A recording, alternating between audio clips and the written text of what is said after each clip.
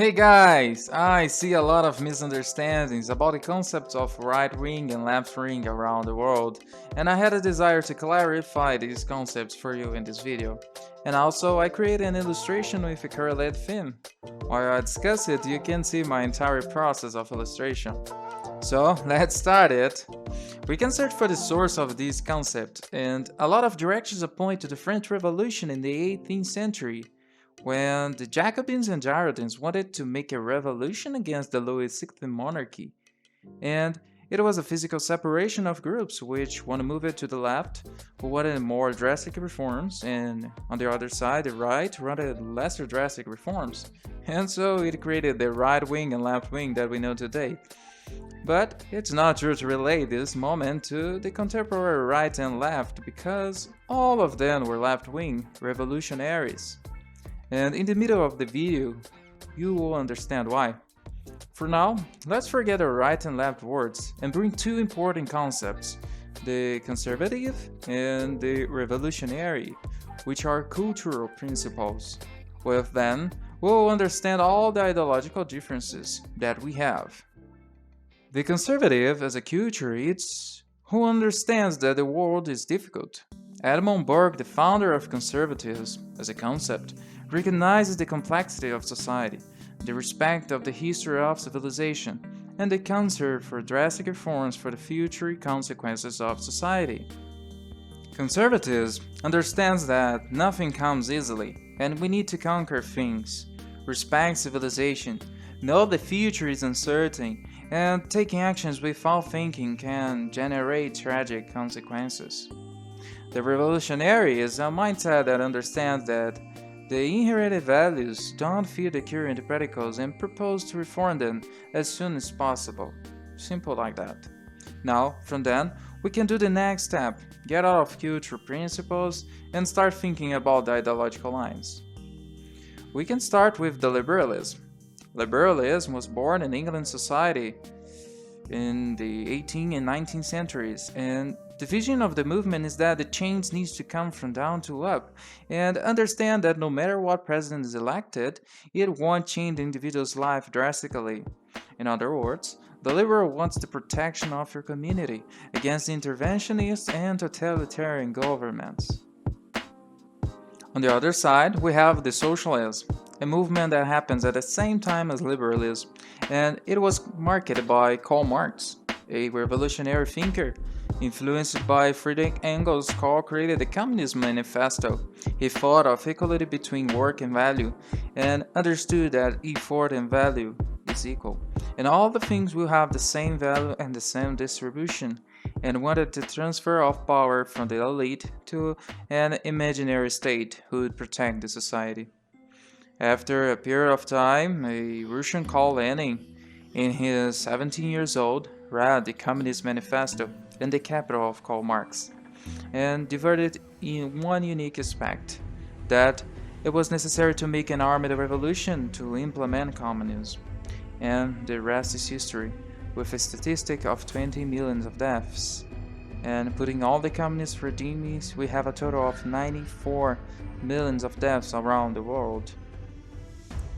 And then we have the social democracy, groups that differed from the armed revolution and wanted to achieve a socialist system without picking up guns, but by the middle of politics, with progressive taxation, the creation of the welfare state, promote the nationalization of areas of the economy to increase the power of government and make the population love the state.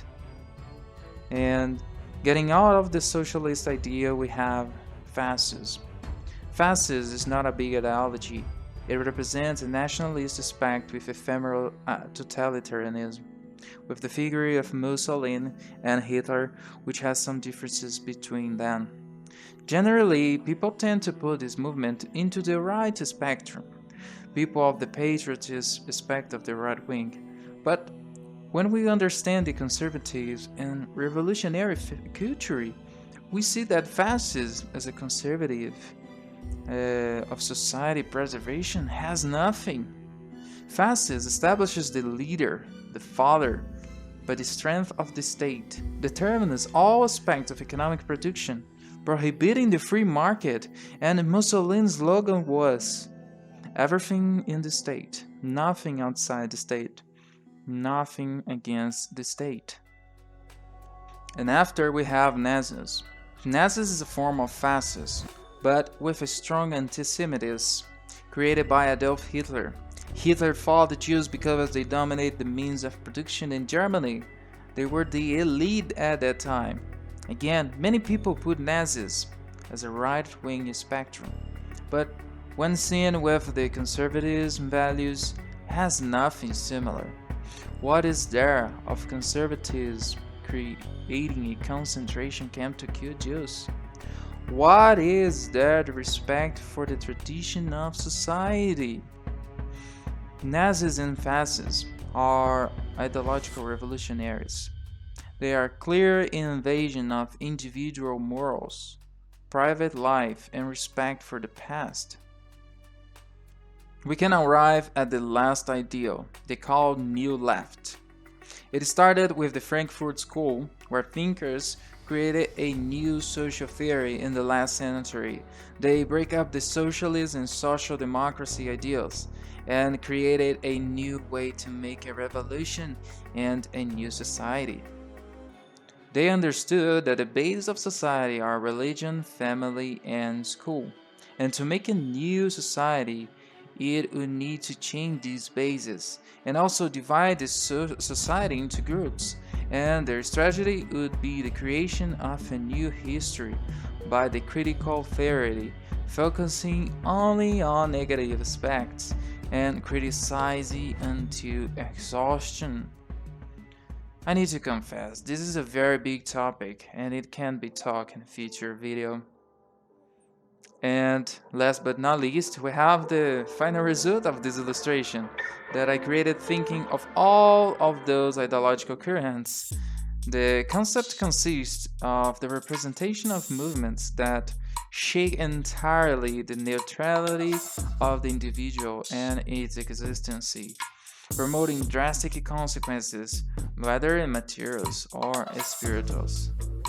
And the most interesting thing is that this piece will be available for print on my website.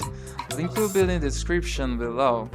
Looking at all ideologies here with this vision, it's easier to understand our positioning and bring more meaning to the right and left spectrums.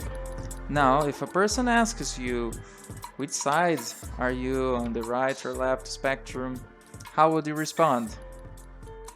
If you like it, follow my channel. I'll be creating more content from now on. Thanks, guys.